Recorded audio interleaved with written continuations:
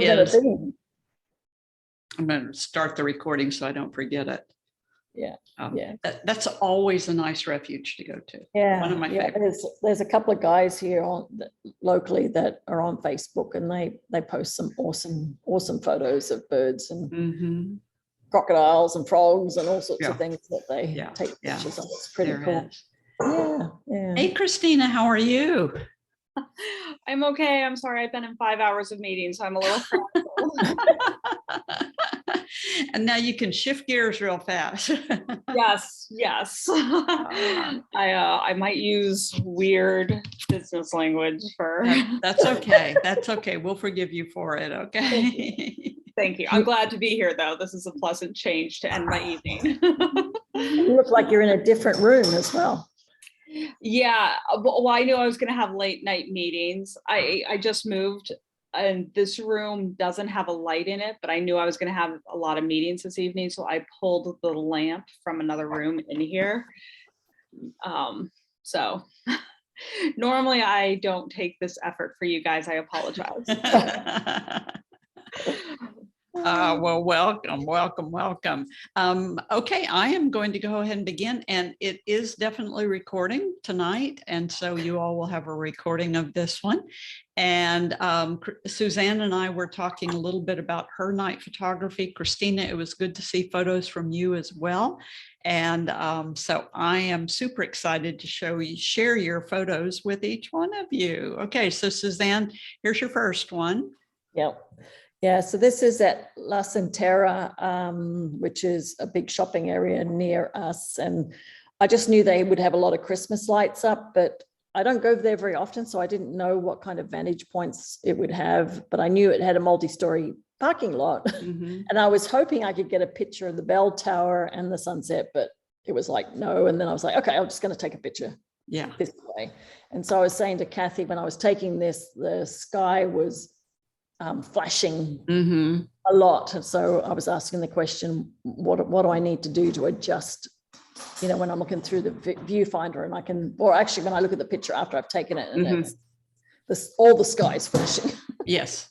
So this is one where you would take it at one stop underexposed, and then that would have given you your beautiful sunset. And then later on in processing in Lightroom or Photoshop or Adobe Camera Raw, you would use the shadow slider to bring all this out. Okay. And then that would keep your sky intact, but that would bring out all the detail in this. Yeah. So I don't have those programs yet. I'm just using iPhoto, which is pretty simplistic. Yeah. So it might have a shadow slider as well. It might. I just don't know what to do. And this one, I was super proud of you. Twilight sky plus your Christmas tree. Yeah. Yeah, and all the sparkles and everything, like the Christmas tree, all the little baubles and everything were pretty good in focus. So I was like, yay. Yeah. But I have plenty of pictures where it wasn't though. Okay. But yeah, that was fun. And this, by the way, I haven't talked about it, but this is where you will find out about your cameras, how well they focus in the dark, because some cameras don't focus well in the dark at all. I think both of you all have cameras that shouldn't have any trouble whatsoever, but that's one where you'll want to make sure that if it won't focus, you focus on something that's got a little bit of contrast between light and dark. Okay. Yeah. Just in case it won't focus, but it looks good. And you centered it. You've got good twilight sky. Great job. Yeah, it was pretty. Yeah, so this is the tower I was hoping to get in the sunset, but so I took a few different shots here and then played around and put it on f/22 so I could get the star burst. And so I think I put the focus on the tower. And so the question was that, again, I guess it depends on what you want to draw the eye to as to what you're trying to focus on, or should I have perhaps tried to put the focus point? I would have put the focus point closer, but it looks like it's okay. So usually on a landscape shot or a city scene, I focus a third of the way in. So the top of that umbrella, maybe, or even over here on this covering. Okay. Okay. So in street photography, usually we're going to focus 1/3 of the way in because depth of field goes 1/3 forwards and 2/3 backwards. So landscape photography as well as street photography. Okay. But my compliments to you on this, you've got starburst on the lights, and then all your little Christmas lights are all little starbursts. So you've got just thousands of little starbursts in there. Yeah. The twilight sky looks great. Yeah. And then you've got all your detail up here in the tower. So you're looking really good. Thank Yeah. you. Yeah, very pretty. Yeah, so that's just the Christmas tree from a different angle. So Mhm. just submitted that in and yep. And you were covering some territory because you got 3 pictures in twilight, all done on the same night. Yeah, all at the same place. Oh yeah, you're running like crazy. Yeah. Yeah, I was like, move over here, move over there, go over there. Go quick, it's going to fade. And then you notice that you've got little tiny starbursts on all of that Christmas tree, which just makes everything a little sparklier. Yeah. So really good job. Very, very nice. Thank you. Yeah, so this is the one I suggested that we show. Mhm.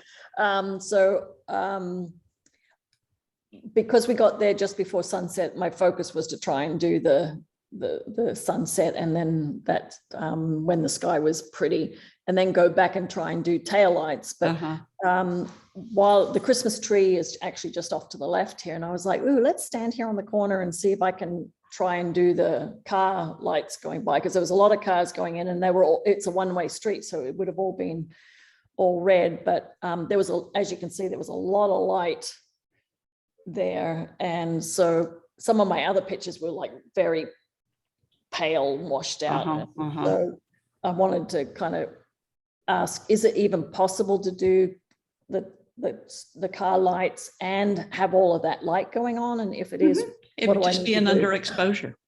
Yeah. Oh, okay. Just, again, the underexposure. so if you notice that you've got too much light going on, and that easily could happen along in here on those shop windows, and then you've got some headlights on those shop faces, fronts as well. So you could get a whole lot of blowout in that area, and that would be where you take it just one stop underexposed. Okay. Okay. Yeah, but you did a good job on your starburst right here. And this is one of those type shots where I would focus on the tree so that those lights intentionally were, so that tree intentionally was in focus. Yeah, because that's the piece I struggle with. I'm like, where do I, what do I focus? But that's good to know, think about the 1/3 or something that's closer. It's something that's about 1/3 in. So you could focus on the back of this car, for instance. Yeah. And then, yeah, so you know, someplace up in here is where your focus would be versus a long way off. Yeah. Okay. So good job. And then the tail lights, we don't even see the car going by. That's so freaky. Fun, very fun. Whoops, sorry, too fast. There you go. So now it's getting really dark. Yeah, so now I go up on the top of the multi-story parking lot, and we've got 99 running there. So I was like, well, let's go start over there. And there wasn't anything really nice to take a picture of, but I thought, well, let me just try and take pictures of the traffic. So this was really just to go, okay, I can get the streaking happening. And I mentioned to Kathy earlier, Christina, I was using it all with just a manual holding the shutter down, because I don't have the Vello. The cable release. Yeah, it got delivered today. So I didn't want to hold it open too long in case I started getting the camera shaking. So I thought, well, let me just take pictures this way, and so I can show that I got pictures. Now remember too, you don't have to keep your finger on that. Once you click the shutter, you can take your hand off, or you can set the timer and then let it wait for that 5 seconds or 2 seconds or 10 seconds or whatever your timer is. And then once you click, you can take your hand off, let the camera quit shaking. Okay. I hadn't figured out how to use because my husband was like, I'm sure there's a timer on it. I'm like, I don't know. I think it's that. You know where on the back of your camera, where when you push the Q button and you get the 3 pieces of paper. Yeah. Your timer's in there. Oh, okay. It's one of the options in there. Yeah. And I'd not ever used bulb before. so I did a quick read up online and I was like, okay, that's why I was like, I'll just hold Yeah. it. Yeah, I'll tell you about bulb tonight. Yeah. Yeah. So good job on that one. There you go. And then here's your old truck. Yeah, so this is on a road that I mean, I retired earlier this year, but for 10 years, I've been driving past this truck. It's on a friend's property. And every time I would drive past at sunset, I'm like, I have to come back one day and take a picture of this truck. So we got his permission he gave us the access to his gate and everything. And we went in last night. So I took a picture just as the sun was going down. And then I tried to do the painting on the truck next, which was fun. That one. So this is using the cell phone like Kathy talked about. So I had my husband walk, and I think we did like two, maybe 3 passes. And then this is, I actually used, I changed the color. I used this and just wrapped it around the camera, the spotlight. So this is why it's redder. And I just had him focus on the front quarter and the back quarter, just to kind of make it more red. And so, how long in the previous picture? How long? It wasn't that long. I mean, literally he started on the left front corner and he walked to the door and then he walked back. It was 2 passes. And again, I was just holding it. So was it 30 seconds though, or? Maybe not even that long, maybe 15, 20 seconds. Yeah. So this is one too. You don't need to go into bulb for this, but you could just simply do a 30-second exposure. So all you're doing is setting your f-stop probably down about 22 or whatever it takes to get you to 30 seconds. And then you know you've got 30 seconds. Okay. Yeah. And then you don't have to worry about holding the shutter down or anything like that. Yeah. And then I tried to layer these to see if I could get between the 3 pictures the sky plus the lit up truck, like I did in my truck and with the Star Trail, but you had moved, so I had to do it. Yeah. No, I definitely had moved. Yeah, so I couldn't do it, but you did a great job. You did a good job with your homework. Very good. Yeah. And Christina, whoa, sorry, here's yours, and we get to see your world. Yeah. So I did not do as good a job with my homework. I had a little bit of trouble. Well, I had a lot of trouble getting the photos off because this is a new camera. I think I have solved it for next week. So I pulled off the ones that I actually had some questions about so that we could talk about it.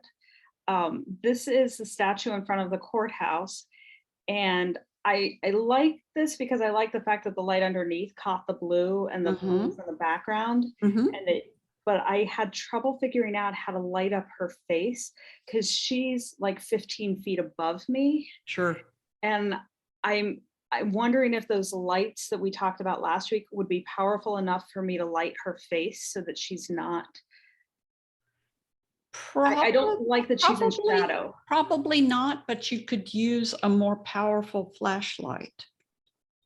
So you know, just one of those nice long powerful flashlights, and you could paint her face. But also the shadow slider in Lightroom or Adobe Camera Raw, you can just take the brush and not the slider itself, but take the brush and then activate the brush has a slider of shadow for it. And then you could paint right around her face and make it look more normal. Okay. Yeah, I mean, I don't know. Is it just me? Am I being picky that it looks kind of odd with her face in shadow? You know, I think it could pull out a little bit more, but that's where I think we could easily pull it out in processing, unless you wanted to try to really light it up a little bit more. And then I would just do that with a powerful flashlight. Okay. And I have some sort of ever-ready flashlight that has the front of it telescopes so that you can spotlight it. Okay. And that would work perfectly fine. And then it's a weapon for you to have too while you're out. just in case you need it. This is actually a courthouse, so you never know. Yeah, exactly. Exactly. Let's go home. Yeah. Yeah. It's still nighttime and you're still by yourself. But I love the bottom being blue. And then if this had a little bit more twilight light back in the background coming through the leaves, I think it would be really, really pretty. I'm thinking that this same picture in about a week, when there are Mhm. less leaves, Mhm. might be really nice. Might be really nice. Yeah. Yeah. So Yeah. that's Very the nice thing potential. about this time of year. So I mean, I was experimenting with it. So I had the opposite experience. I was looking for the Christmas lights, and they were lit up all last week. And I'd been wandering around waiting for the Christmas lights to go on. And I don't know whether they're on a timer that wasn't working, but the Christmas lights in the town never went on this evening. So I was wow. like, okay, well, you got to go find something because you're out here in the cold. So Yes. that's why I don't have any Christmas lights, Yeah. but that's Yeah. okay. Next week. Next week. Next week, they're not going away. No, So exactly. This, even though it doesn't look like it, was my attempt at painting. Uh-huh. And it's on the right side of the bench, because what I found, this was 30 seconds, but I couldn't get from my camera to the bench fast enough. And that's why I was wondering how long the exposure was, because I think that it just wasn't dark enough maybe for a longer exposure. But I can definitely, I can see, because I have the picture without it, that it's definitely lighter. Yeah. But it's not noticeable for you guys, I don't think. Right. And you lit it up with your cell phone? Yeah. Yeah. So it just needed to be either a little darker, but look at this. You've got good twilight light back here. You've got lovely starbursts. You've got good light coming through right back here. And then everything's in focus. So yeah, this is another one where maybe use your 10-second timer so that you can walk all the way over there. And then when you hear the shutter go off, you know you've got 30 seconds to paint. Okay. So I think I didn't send any of these, but I have a whole bunch of them where, like, I understood what you were saying about you have to like hold it against your body. But I have a whole bunch of them where there's like this ghost light passing in front of and I couldn't figure out what I was doing, because I thought I was shielding the light, but all I saw was the light moving in front of the camera. And I don't know whether I just didn't shield it well enough. You've got to really keep it against your body, because otherwise you can actually see your form, which is a whole other photo. Yeah, which might be interesting to do. Yeah, so you can hold it out from you, and now you've got an edge of you outlined. Okay. Yeah. So my takeaway from this would be to get the timer. Set the timer. And a more powerful light, so I don't have to rush in 30 seconds. To get to it. Exactly. Nice little flashlight would work. Yeah. Okay. Awesome. And then you did great job here. Yeah. Good twilight light. I did this from my balcony. That's okay.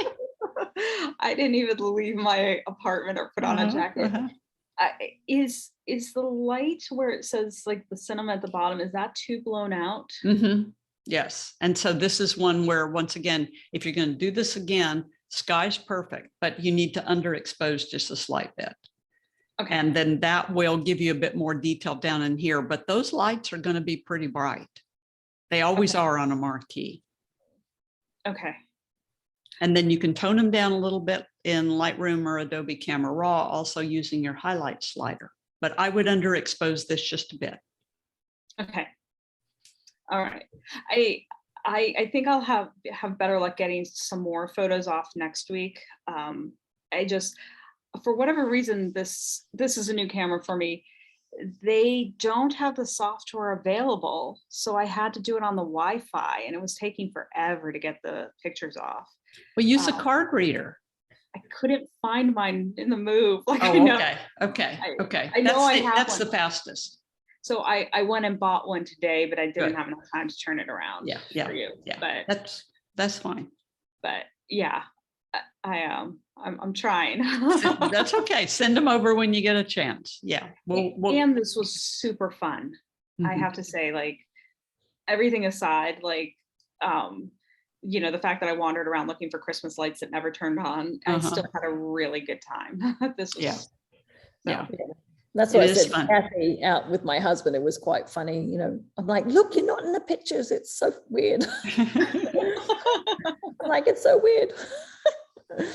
Because I was convinced I couldn't make it happen. I was like, I'm Uh-huh. sure I'm going to see you in the pictures. And then, And you made him disappear. Yeah, Yeah. yeah. So you buy him one of those pixel sticks, and now he'll run all over the place with the Yeah, pixel stick for you. So good job, ladies. Real good job. So let's talk about what we've got for tonight, because tonight is just like super information packed. Noise reduction. When you're doing some of your moon shots, you can't really see the difference too much in this. But when we are doing some of the moon shots and we are using a high ISO, then realize that we can run it through noise reduction software. So sometimes when we end up having to do a longer exposure than what we wanted to, or we're using a high ISO than what we wanted to, then we can run it through noise reduction software. So one of the things you're going to find is that when you are doing night photography, is that the man-made lights will many times give you a funny color. And I want you to not worry about that in the field. There are a lot of people who do night photography who say you should change your white balance to this, or you should do a custom color temperature of this. And I think there's enough things going on at night to not mess with this one more time. We can always work on this later on in software. And so I think it's really important that you just concentrate on the task at hand and not trying to get your white balance accurate. So this, for instance, because the interior of the church is lit up with flashlights, so I'm inside the church, and then people are outside of it, and I'm lighting it up inside with flashlights. The white balance was a little off when we got the pictures. We were looking at the pictures on the back of the camera. This is what it looked like. Oh. But then all it takes is a little software and we get what we're looking for. And so don't worry about it too much when you're out in the field. In Sevilla, Spain, this is what the cathedral looks like on the exterior. But all I have to do when I bring it into Adobe Camera Raw or Lightroom, whichever one you want to use, I take the little white balance tool, touch something that should be white, like one of those lights, and the white balance, come on, you can do, there you go. And the white balance gets adjusted. So it's not a major thing to move the photo from that to that.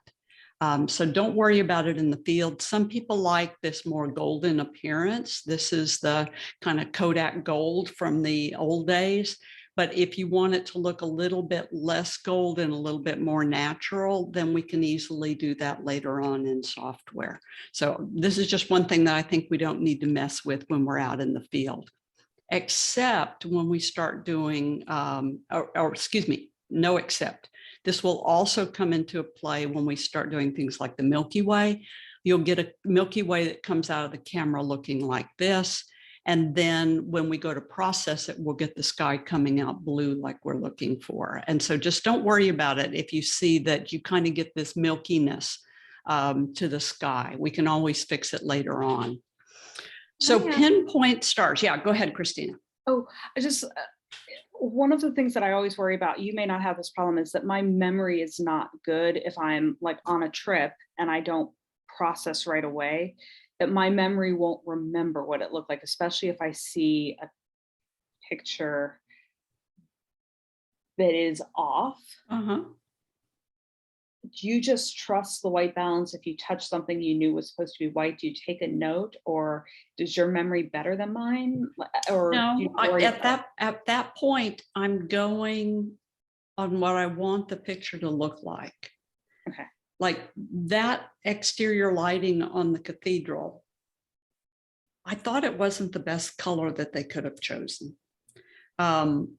It was a bit too goldy green for me, but on the back of the camera, it's coming out gold, but I know I can fix it later on. And so I'm not going to go with the real color later on. I'm going to go with whatever looks good to me when I'm processing. Okay. Yeah. So you weren't necessarily going for the real color in the moment, you were going for what you felt like it should have been on that night. Correct. All right. Correct. Yeah. We're just going for what the picture looks good later on. So pinpoint stars.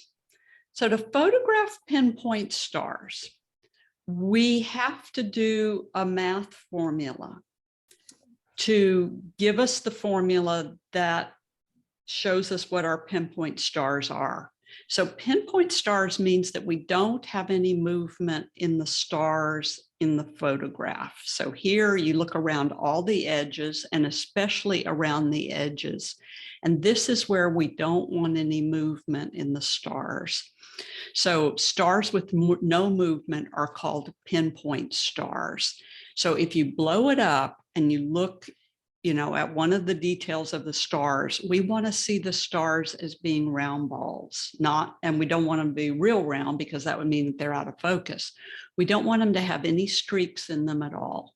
So this is a real aficionado type thing, a real picky thing, but we don't want any movement in those stars at all when we blow it up to 100%.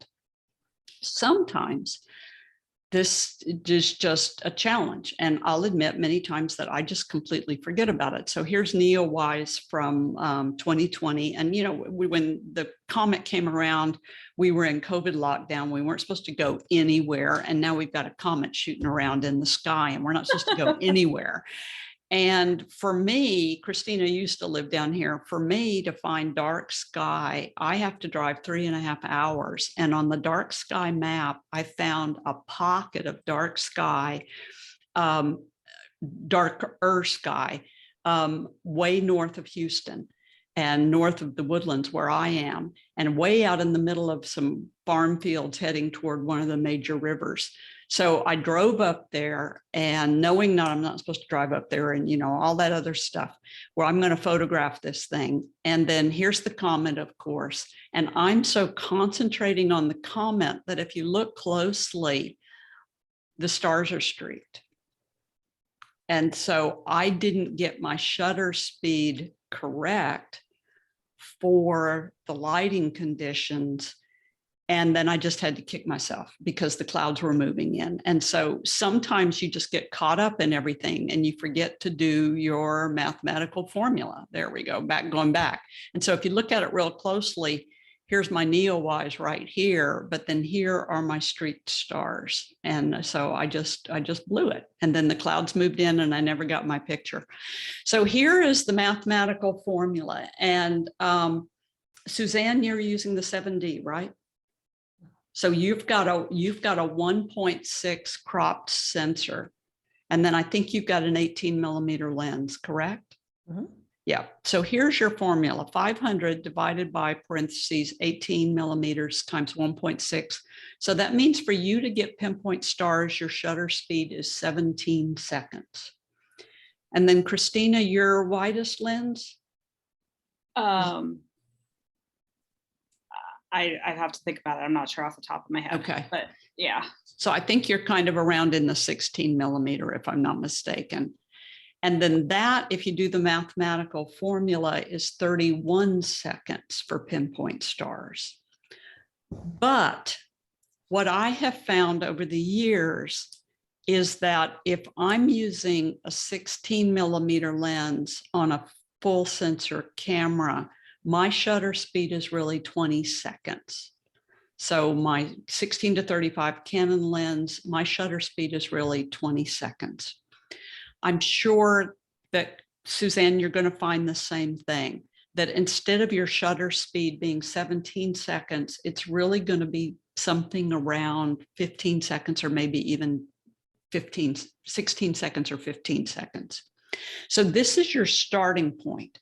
But then you need to figure out exactly for that lens, which shutter speed am I using for pinpoint stars? Now, remember, there's times when we zoom in a little bit in and out also to get rid of something over on the corners. We got to take that into account just as well.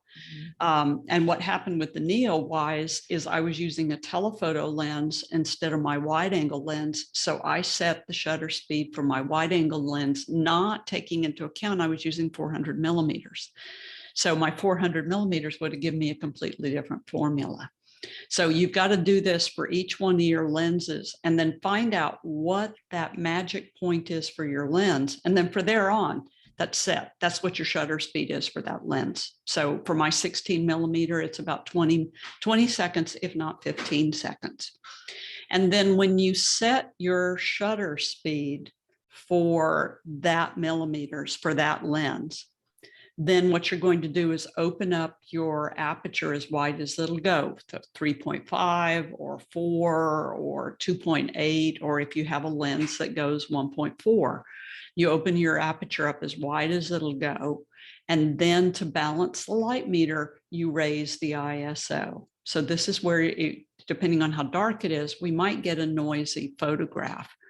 And here we've got illumination from the moon. So the moon is coming up over my back, even though it doesn't look, even though it looks like the moon is in the photograph, that's not the moon in the photograph. That's is either Jupiter or Venus in the photograph.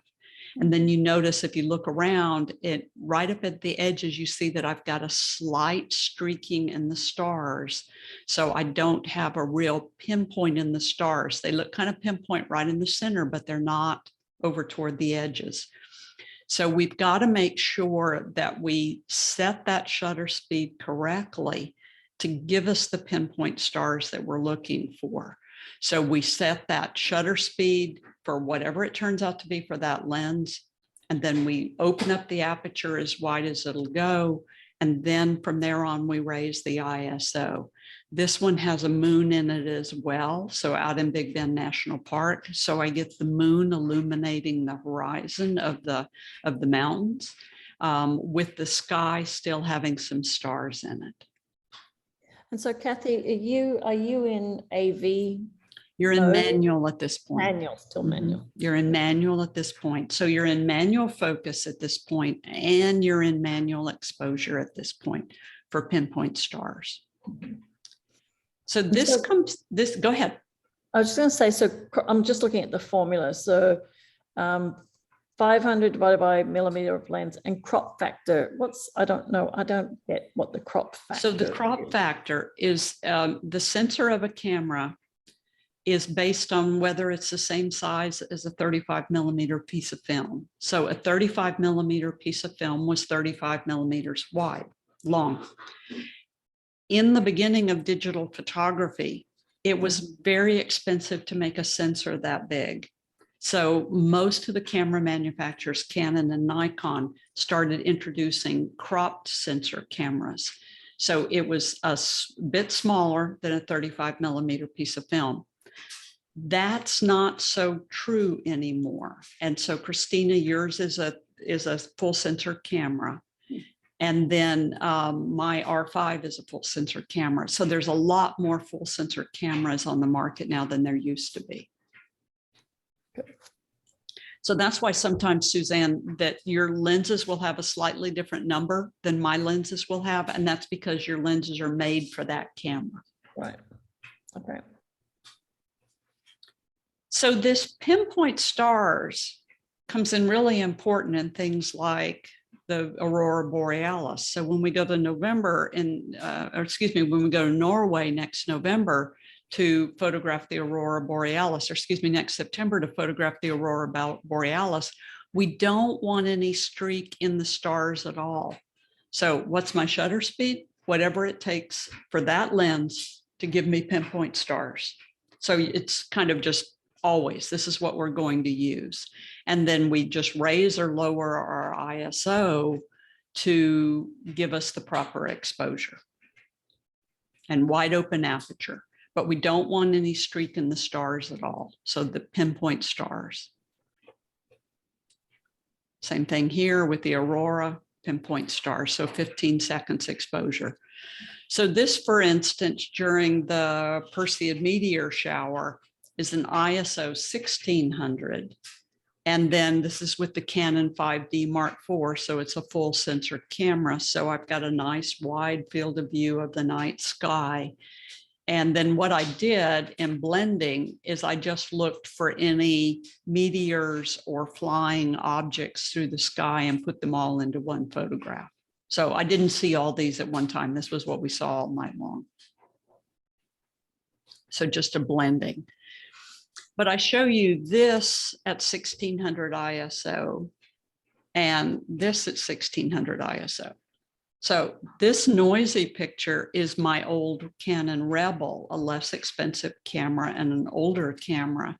And this is the type of shot that we would get at 1600 ISO.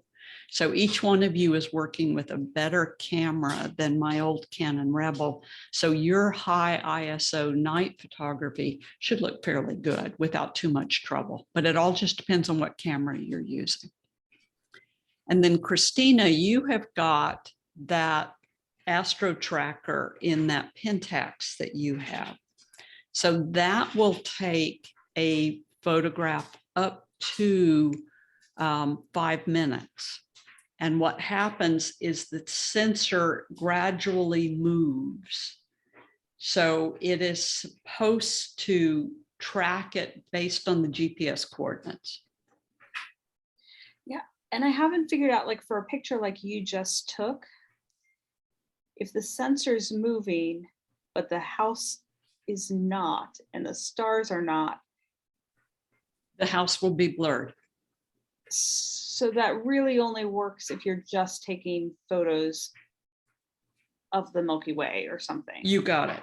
You got it. Yeah. Now, what you end up having to do, because I have, for instance, a move, shoot, move that does the same thing. It moves the camera instead of the sensor moving.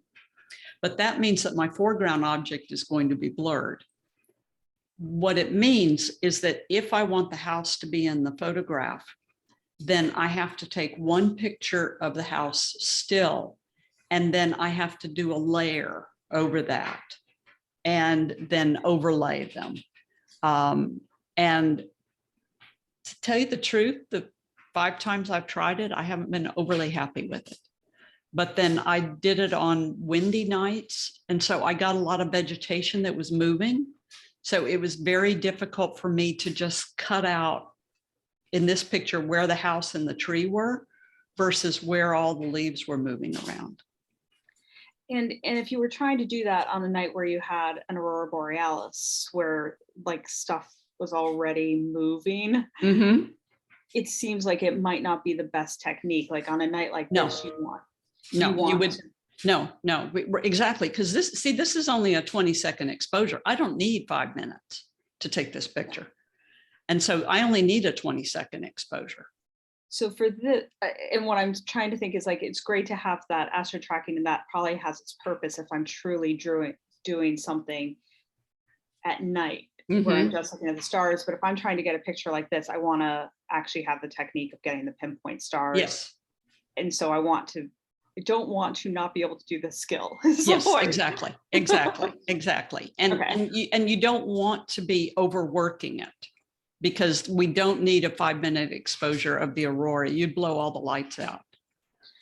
Because this is definitely fine at 15 seconds. And since we're on this picture, are the natural lights lighting up the rocks? Okay. Yep, the lights from the hotel and the salmon packing plant nearby are lighting up the rocks. Yeah. Yeah. So, you know, if they're willing to light the rocks up for me, cool. No problem. Yeah. Okay, so tripods. I assume both of you have tripods because I saw some nice work from you, but I'm using the MePhoto Globetrotter. And this to me is just one of the finest tripods that's ever been made. It's 3 pounds, folds up to 1.5 feet. Do you have this, Suzanne? Yeah, I do. You do? How about you, Christina? Which one do you have? It's okay. No, I can grab it and look at it real quick. I've had it for like 10 years, so I don't remember the brand, but it's a carbon fiber. It's light, but it's I feel like even a pound makes a difference if you're hiking. Yes, it does. And if you want to look at something new, I never thought I would use this because it's so light and it's so small. But it's 3 pounds, folds up to 1.5 feet, which means when I travel, it just goes in my suitcase on the top of my luggage or of my clothes. And it is really, really sturdy and very easy to use. And so I just love it because it's just so simple to use. How much do these run? $3.19. Oh, And they come in about 5 or 6 different colors. Suzanne, what's your color? I got the red one. You got the red one. I have the green one. Yeah. Yeah. So they're red, green, blue. You can occasionally find a purple one. They made a yellow one at one point, just where the silver is on this one, it was yellow. So it comes in a variety of different colors, but it is really, really sturdy. Yeah, I love it. Once you taught me the trick about how to get the legs undone really quick. Yes, that's right. That's right. The legs only do a quarter turn. Don't turn them any more than a quarter turn. Yeah. Quarter and they slide down. Yeah. Is there, one of the things I'm wondering, like if you get a lens and you're looking at the moon, do you need anything to support the weight of that lens on a tripod like this? No, if you use a long lens, you put the base plate on the lens so that the lens is in the center of the tripod and not the camera on the tripod. Yeah. So that's why a lens has a tripod collar, so that you can put the balance of it a little off center. Oh. Yeah, and I went and bought an extra Base clip. plate? Yeah. Yeah. So one's in my 400mm lens and the other one's in my camera. So then I don't Right. have to keep undoing it and moving it. That's right. And I have base plates on all the cameras and in any lens that has it. So I never take the base plates off. So everybody's always got a base plate on them. Yeah. So it just makes it real nice. So how to focus on infinity? Because when we do pinpoint stars, we have to focus on infinity.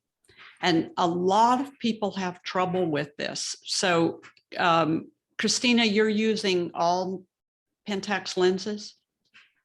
Mostly I have Pentax lenses. Okay. I think I've got one that's not. But. Okay. So most of the time, you're going to put the line in the middle of the infinity symbol. So on your Pentax lenses, Tamron lenses, Nikon lenses, you're going to put the line in the middle of the infinity symbol.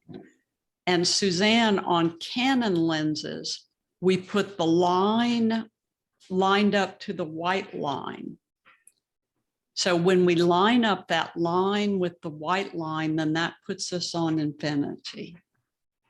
Okay, so my lens. So I Does not have that glass thing right there. Nope. Yep. Okay. Okay. And so that's going to make that lens incredibly difficult to focus on infinity at night. Although it says on the side, it does show an infinity sign. Yeah. Yeah. Because it'll focus to infinity, but it doesn't have that little glass thing in the front of it. Let me have a look at, would it be on my wide angle maybe? It might be on your wide angle one. Yeah. So this is the symbol that we would use. To be able to, Is it on that one? Yeah. Good. Good. Because that's the one you're going to use for your pinpoint stars anyway. Okay. Yeah. Got it. Got it. Good, good. And then on mirrorless, just in case either one of you move to mirrorless, when you move to manual focus, because you're going to be in the manual mode, manual focus. So when you move to manual focus in mirrorless and you rotate your focus ring, it will go in the middle of the infinity symbol. So you can see this on the back display panel of the camera. So you have to know how to focus on infinity to get focused on your stars. And then when you learn that, what your shutter speed needs to be, 20th of a second, 15th of a second, whatever it needs to be for what lens you've got.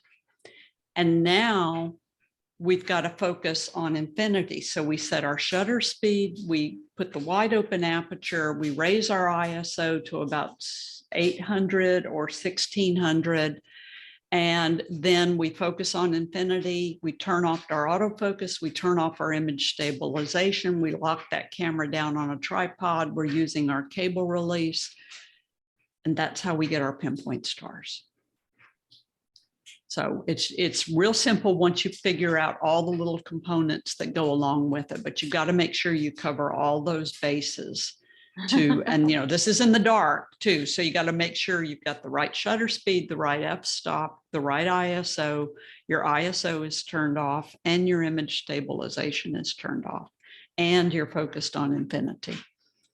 So on my workshops, for instance, we just have a checklist and we check all the cameras before it gets dark to make sure all that stuff is set. And then that's when we can start doing things like the Milky Way. Milky Way comes up throughout the United States from about March going into about October. From there, it's right along the horizon or below the horizon, so we can't see it. The real nice galactic cloud comes up in going really, really nice through the summer months. That's when we can get most of our good star photography, is through the summer months.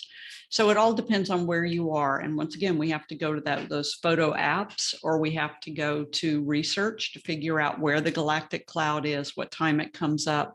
This is in Big Bend National Park, where I do my summer workshops, and the galactic cloud comes up in the southeast about 10:30 in July and August. Does it every single time. So we don't have to worry about it. That's the nice thing about the night sky. And then this is a panorama of the night sky. So this is not one shot. This is about 7 shots, and then all stitched together to get that entire arc. The arch, if you're trying to get the entire arch in one photograph, is really, really difficult because it is so big. So most of the time, if you see an arch with the Milky Way, it is done with 3 or 4 photos. Because it is really, really big. It goes all the way from the southeast, and then the arch goes all the way across to the northern part of the sky. This is almost the northern sky right here. So it's a pretty wide area that you're trying to cover. And then remember, each one of these is a 20-second exposure. So these aren't long exposures at all. This is just 20 seconds. And then because that's what I need to do pinpoint stars with the lens that I'm using. So we're not doing long exposures here at all. In Romania, we were in a really dark location. This is a little village down here. I had no idea it would produce that much light, but it actually did. And then you see that we've got, planes and all kinds of other stuff flying over. But this is Romania in October, and this is where the Milky Way is going directly overhead or straight up and down. So it all depends on where you are, whether you'll be able to see the galactic cloud or not. In the northern latitudes like Norway, you'll never see the galactic cloud, the thick part of the Milky Way. And then if you want to play with that and do something with it, then once again, we know what our shutter speed is. We know what our f-stop is. We know what our ISO is. We know the whole camera setup. And now if we want to put somebody in front of it and paint them or do something like that, this is just our playing time at this point, because we know what everything is, what we need to do. So painting the foreground, this is that LED light to paint the foreground. So once we get everything set, it's pretty routine. And we find something, like I saw this tree on the wildflower workshop in April, and then we did the calculations to figure out where the Milky Way was going to be. Turned out it was at 4:30 in the morning, that we could see the Milky Way coming up over the horizon before the moon came up or the sun came up. And so we had one time to get out there and do it, get everything going, and moon had to go down in one direction before the sun came up in the other direction. So just playing with it a lot, and then figured out where we needed to be in relation to the tree. And if you do all your prep work, then the picture's an easy thing. It's like, okay, got that. Go home and go sleep. So, because once you get it, you get it. We just have to do all the prep work ahead of time. So pinpoint stars, questions on pinpoint stars. It's going to be hard. I'm trying to think of where I can go that's dark enough. Yeah. Because it's hard. Now for you all too, dark sky is Friday, Saturday, and Sunday. So if you can get yourself in any sort of a remote dark location, if you can see the Milky Way, if you can see the Big Dipper with your eyes, So you can find the stars of the Big Dipper. You have enough stars and it's dark enough that you can photograph the pinpoint stars. So any place you think you could go, you know, some sort of park nearby or a refuge nearby, if you can see that Big Dipper, then you know that you've got enough stars to do some photography. And so currently, what time at night are we talking? Because there's no moon coming up, you can get out there as soon as it gets dark. Okay. And remember, we've got civil twilight for 35 minutes here, the nautical twilight. And nautical twilight, at the end of nautical twilight is when you start seeing the stars.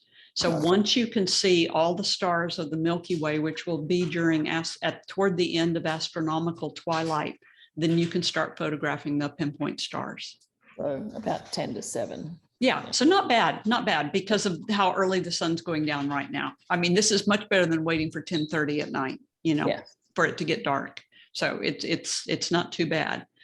Now, star trails, we end up getting a lot more complicated, but then this becomes a heck of a lot of fun and very addictive. So you've got your Vello Shutterboss. This is your brand new cable release that you've got.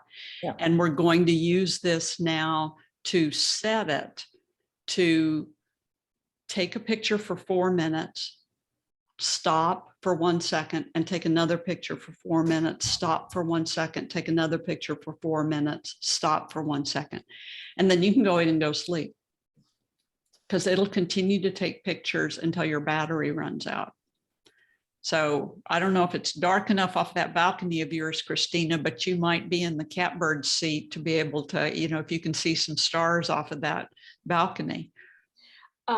It's not off this balcony, but there is a penthouse in this building that has a deck. That is probably is dark enough because it's 15 feet, 15 stories. Much higher. Yeah. Much higher. Yeah. Yeah. So we're going to program the shutter release. And then what we're going to do is going over into, we did the Milky Way, the direction of Milky Way. I gave you that. So photographing the star trails, going over to photographing the stars where it says continued and on your handout, and then doing the star trails. We get the spiral formation from the center of the Big Dipper. So wherever the Big Dipper is, we go to the North Star, and that's what gives us the spiral. In the Southern Hemisphere, it's the end of the Southern Cross, and that's what gives us the spiral. So we point our camera right north. We use the compass on the cell phone is the best thing to do. Point the camera right at in the northern direction. And then the North Star, depending on where you are and what the time of year is, it will be a certain distance up from the horizon or a certain distance lower than the horizon. So you find that North Star, point your camera at that, and then we set the intervalometer 4 seconds, 4 minutes, not seconds, please, not seconds. 4 minutes with a 1 second break, 4 minutes with a 1 second break, 4 minutes with a 1 second break. Now, this is where you put your camera on bulb, Suzanne. Okay. So you put your camera on bulb, you open your aperture up to its widest point, 2.8, 1.4, whatever that might be. ISO might be 800. Or it might be 1600. It'll be 1600 if your sky is really dark. It'll be 800 if you have man-made lights or if there's any bit of moonlight. So I did one the other day in Costa Rica, and unfortunately I miscalculated on how bright the moon was. So I blew it. It didn't work at all. I just didn't think that the moon was really that bright. And it was, because we were in a very dark sky location. So ISO would be 800 if you've got any amount of moon in the sky. It would be 1600 if you've got a really, really dark sky with no moon. And then you, because you're on bulb, the shutter release is going to take a 4 minute exposure and then click, and 4 minute exposure and click, and 4 minute exposure and click. Then you're going to layer these later on in Photoshop, and there's an instructions on how to layer them. So this star trail is about an hour and 20 minutes. So long enough to go out and play in the desert for a while, take some Milky Way photos, eat some dinner, that type of stuff. So this is about an hour and a half. So you'll get a spiral at about an hour and a half. And then you see that some clouds moved in, and what happened is the clouds moved in and destroyed the rest of it. So, you know, it just clouded over so much that we couldn't pull any stars out of the clouds. That's what I was wondering about the clouds. So those clouds, they were slow enough moving that they stayed in a few images. And then But they they just were- progressively got worse and worse and worse and worse and worse. And you can watch it. You can notice that, whoa, the clouds are just really moving in. And that's when you know it's time to probably cut it. Okay. Yeah, because any gap, you know, if we tried to take a couple of pictures and then don't take the pictures where there's clouds and then grab a couple more pictures in the series, we'd have a gap in our star trail. Can your camera overheat doing something like this? No, it's dark. Yeah.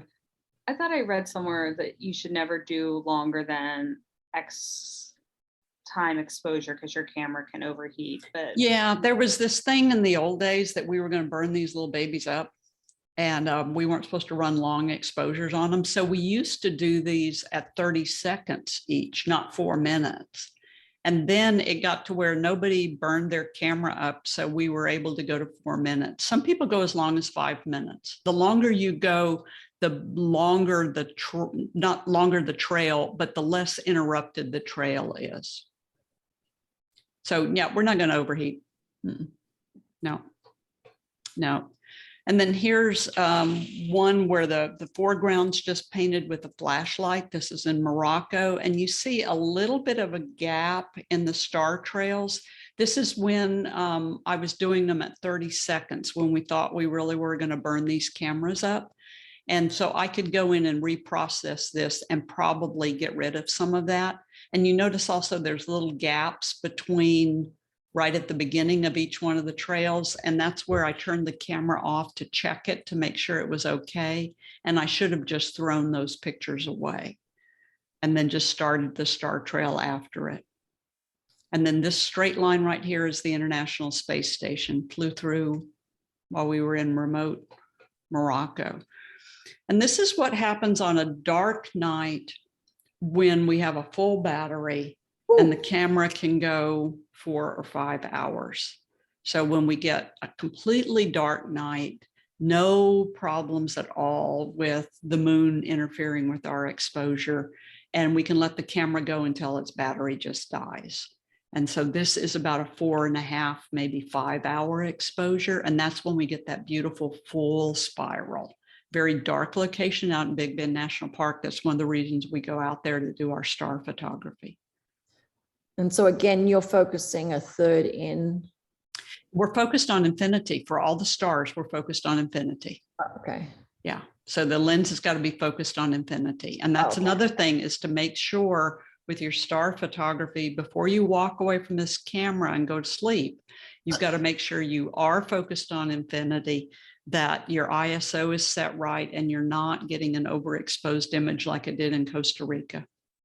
Yeah, that was the thing I was thinking. I'm like, man, that's a long time. And then the pictures don't work. And then to blow it. Yeah. And that's the reality, is I've blown more than I've gotten in the years. Yeah.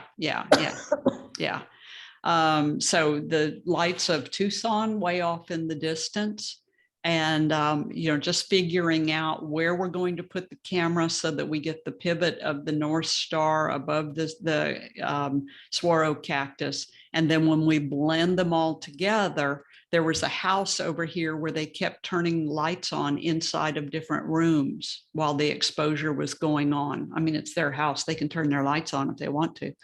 But I had to go in there with a brush and brush all those lights out of there. And the nice thing is you can do that on each individual layer. So it's a lot cleaner.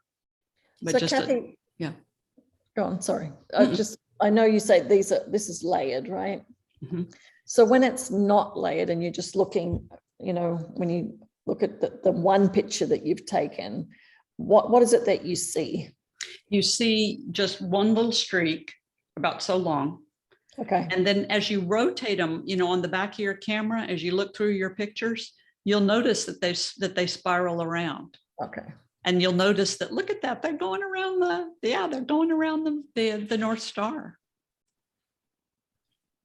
Yeah, because I'd like, you know, if I'm going to set it for 4 minutes, I'd like to do that for maybe 10 minutes and then have a look and see if I'm even like. Take your first exposure. Yeah. Take your first 4 minutes. 4 minutes, by the way, is a long time. You can sit around and wait for a long time. Take your first 4 minute exposure, check it on the back of the camera. And then this is where you might see that you need to lower your ISO because it's too bright, or you need to raise your ISO because it's too dark. Right. And then when you see that that's good, take one more test shot. So invest 8 minutes in your 2 test shots. And if that second test shot is good, then turn it on. Okay. And then go for a walk in the dark, or use another camera and go photograph some pinpoint stars. I always like that. It's nice to have 2 cameras. One's working on the star trail and another one's working on the pinpoint stars. So, I mean, we're getting this because it's circulating around the North Star. What if you pointed your camera exactly due south right now? Would you still get the streaks, but they just be more of a line? They're a line, and depending on each compass direction, depends on what you're going to get. So only in the north will you get the spiral. And if you go to the left or the right, you'll get an arc. And then there is a point where you get an arc and an opposing arc. So some people will play with that. So it might be really cool, depending on where you are, to like pointing in a different direction, but that's probably more challenge that I need this week. Yes, yes, yes, yes, yes, yes. Or sometimes it's the only direction we can point the camera in. So we just have to get whatever we're going to get. And that's what it was in Costa Rica. I couldn't go to the north. And also in Costa Rica, the North Star is on the horizon because it's so close to the equator. But I couldn't point to the north. The only place I could point was to the south. So I was just going to end up getting an arc, and it wasn't exactly what I wanted. So this is Tanzania, where the North Star is on the horizon. So we just end up getting this half circle, this lovely half circle. The acacia trees are lit up by a porch light, one porch light on, one porch light off, because it's such a dark location. Here's another one in Tanzania where the clouds came in. And once again, it's a one porch light on, one porch light off to light up the trees. Out in the Sahara in Morocco. And you can see a slight gap in here. And that's where I went and checked on the camera just to see if everything was going okay. And I shouldn't have checked on it. I should have just left it. But just, you know, just a nice arc because it's closer to the equator. And so when you turn the light on for the tree, how long did you just like literally turn the light on and then turn it off? Because I'd learned my lesson the night before that we didn't need to leave these porch lights on. This was just way too much light. Right. And you would think that one bulb on an old house in Africa wouldn't give you that much light, but no, it gives you way too much light. This is about, both of you know, Christina, you know where Houston is. So this is up at Huntsville. So from me in the Woodlands, this is about 35 minutes north of me in the Woodlands. And, you know, so it's pretty much one continuous light, you know, one continuous city, but this is just enough to where I can see some stars. So you should be able to see something. This is out near Fredericksburg, and you see the little green lights. Those are lightning bugs. Yeah. And this is heavy duty lightning bugs. This is Peru on the Madre de Dios, way out near the Amazon. Very, very dark sky, and tons and tons and tons of lightning bugs. And just, you know, camera left out, covered in a towel for as long as it'll go. Yeah, because I was thinking it's a little wet in the morning, so you're just putting it. Cover it with a towel. Exactly. And then I just let the battery run out as long as it's in a safe location. This is the Southern Cross. This is down in the Pantanal of Brazil, and the moon is lighting up the foreground. The moon came up very late in the evening. So right before the battery went dead, the moon came out. So just clarify then, this would have been that would have been an 800 ISO. About 800 ISO. But see, it was dark sky when it started, but then the moon came up toward the end. So all those exposures, once the moon came up, were just way too bright, because I would have to go out there and change it once the moon came up, and the battery ran out anyway. So you got to watch out for man-made lights. Sometimes, depending on where you are, you can turn them off, but man-made lights are really bright. That's all there is to it. So we can get still a little bit of a star trail. And then this is a Rokinon 14 millimeter lens. And a lot of people have started buying these Rokinon lenses when they get really involved in star photography. It's a manual focus lens, no autofocus, no image stabilization. This one has like a 1.4 on it or something. So it just, it's got a really wide aperture, but the light optics of a Rokinon lens yield themselves well to night photography. So you get these really pretty star colors and really pretty night sky colors. And then this is stayed out for about, this is a winter shot and stayed out for about an hour and a half or 2 hours. And then the very last exposure is just that LED light and just raising it one time and lowering it. So not very much time at all for that light illuminating the foreground. And then this is blended with Astro Panel. So there are software programs you can buy to blend your star trails. So this is blended with Photoshop and this is blended with Astro Panel. And a thing that you can do with Astro Panel is to say, make the beginning of the star trail more enhanced, or make the end of the star trail more enhanced. So it'll kind of amp up the beginning of the star trail so that it looks like it's got more pizzazz, whatever that stuff is over there. So this is Astro Panel. Here's one of these that you saw before blended with Astro Panel. So it gives you this kind of more pronounced streak, depending on if you like that look or not. Whoops, there we go.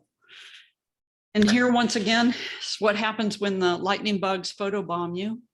And I just posted it on Facebook as, oh my God, look what happened to my star trail, the lightning bugs. We want them so bad, but yeah, they can really ruin a photograph. And everybody on Facebook really liked it. And so I went ahead and just left it like that and figured, what the heck, we'll just leave the little photo bombs in there,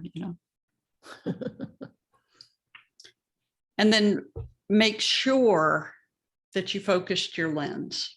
Make sure all of your steps are exactly right before you walk away from your camera. Make yourself a checklist if you have to. I went back to my bed, crawled in my bed, and then I thought, you know what? I didn't focus that lens. And with my mirrorless lenses, the wide angle lens will slip as I'm walking around with the camera, and I never had the other one slip.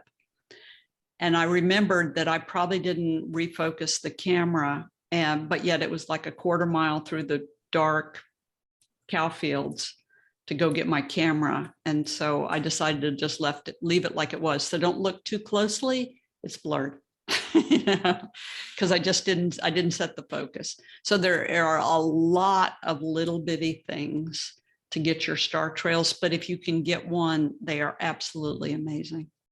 So try, see what you can get. And maybe if you don't get one this time, and if it bombs, then the next time you're in a dark sky location, you can. Okay, questions on star trails?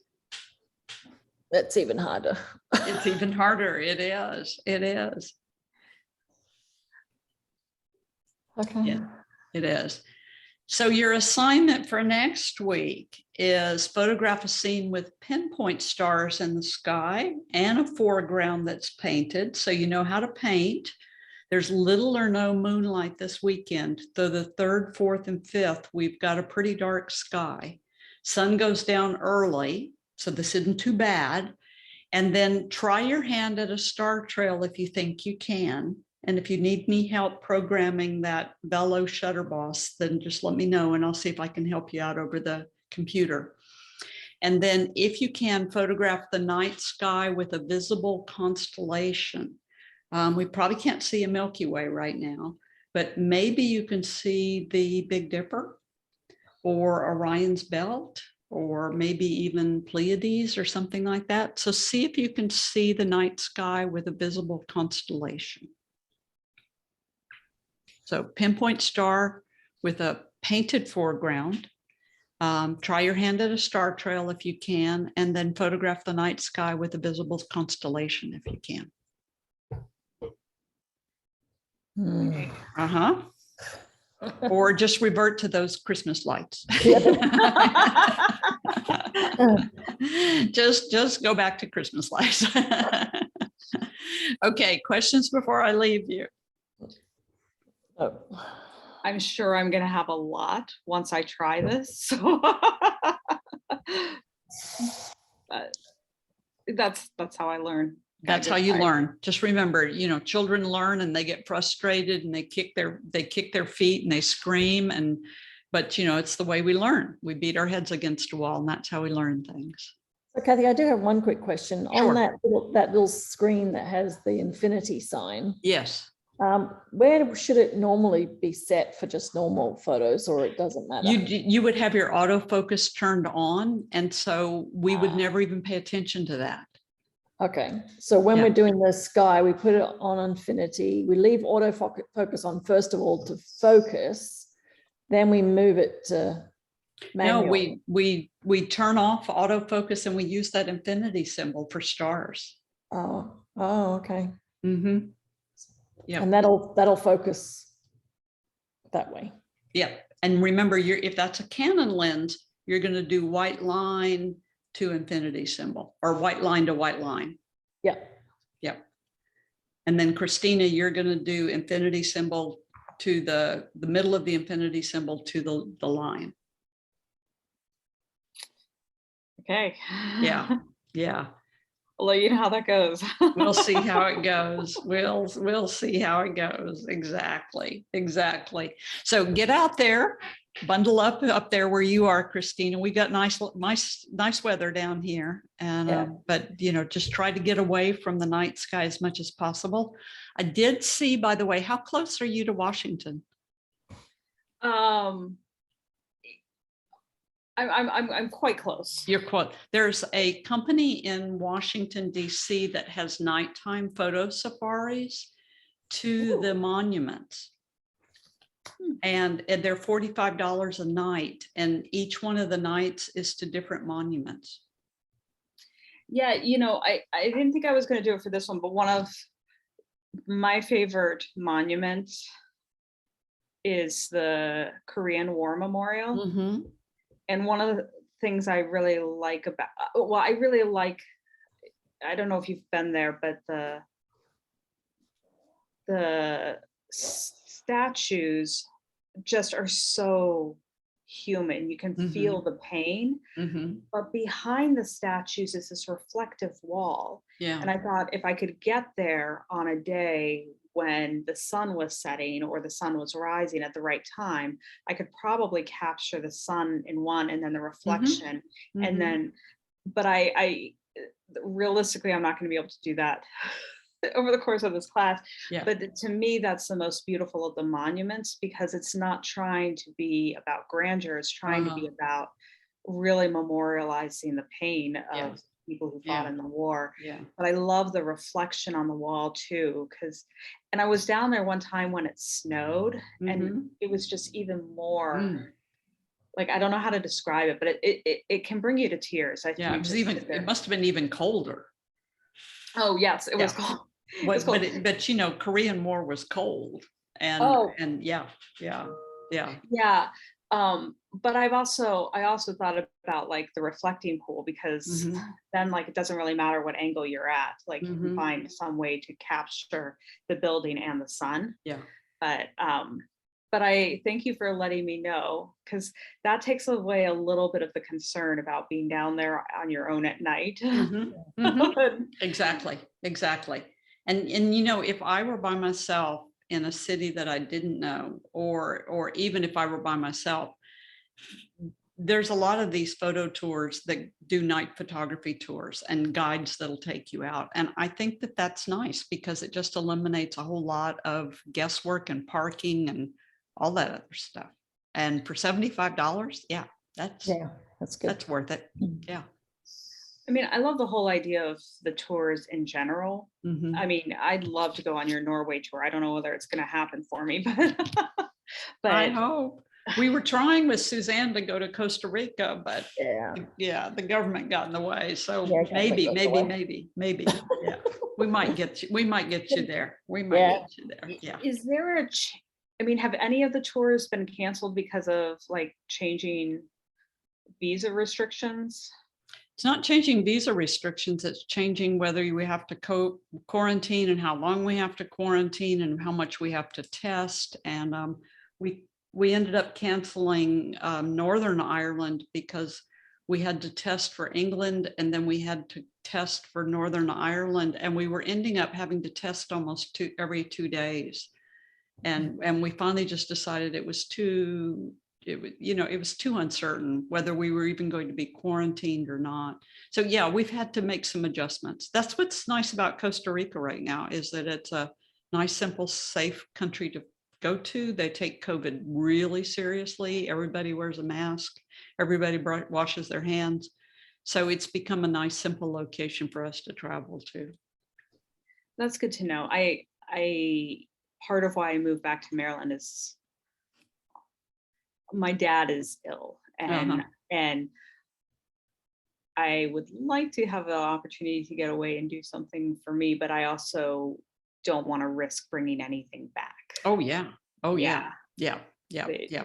Yeah. right now we're in Yep. a controlled environment. Mhm. Exactly. Exactly. And that's just where we are right now. That's just the reality of where we are right now. Yeah. Yeah. Yeah. But Yeah. if not next year, maybe Yep. Someday. Yes. on the list. Okay, guys, I'm going to let you all go. Thank you for a pleasant evening, Thank and you. have fun. Let me know Thank how it you. goes. Send Thank me some you. pictures.